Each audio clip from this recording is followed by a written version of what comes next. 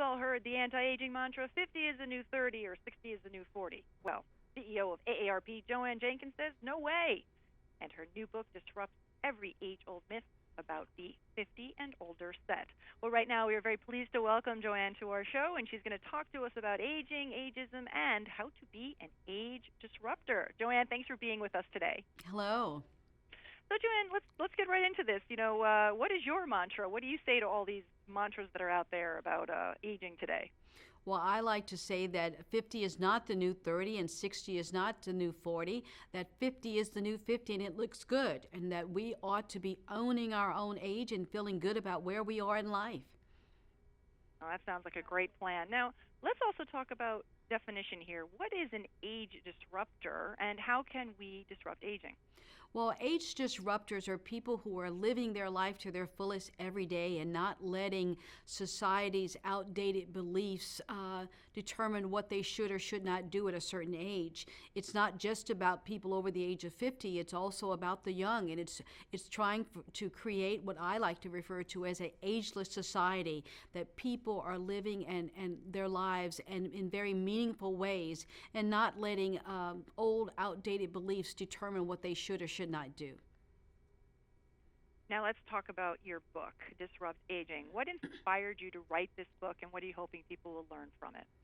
Well, I wrote Disrupt Aging really to inspire people to live their best lives. I know for me, at age 58, I am, as a CEO of AARP, really taking on this responsibility to help us define the new reality of aging and not be tied down by old expectations of what we should or should not do.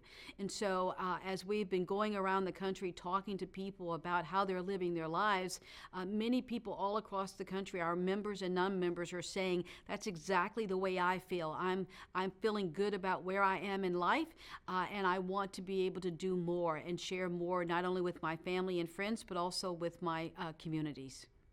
And I'm sure as you do travel, as you just mentioned, and talk to these people around the country, you might be hearing stories or seeing things yourself when it comes to ageism. So when we talk about ageism, what are some of the biggest challenges that exist right now, and what would you say to people about fighting those challenges and making differences? Well, ageism certainly is alive and well, and what we're trying to do is challenge those, not in a hateful way, but in a very direct way of really calling out those whenever we see ageism occurring, or whether we say something that ourselves has a ageist kind of dialect to it, to really take on this whole idea, particularly in this country, that it's not appropriate to discriminate against someone based on their age. We don't allow it based on race or sex or sexual orientation. So why do we allow it based on aging? You still hear people in our own lives, as well as comedians and those folks, still making fun of people based on their age. And we really need to call that out and make sure that people understand that it's a form of discrimination as well. Something very important to keep in mind. Now, Joanne, all wonderful information, but if people would like to learn more, whether it's about your book or also just about AARP in general, where can they get information?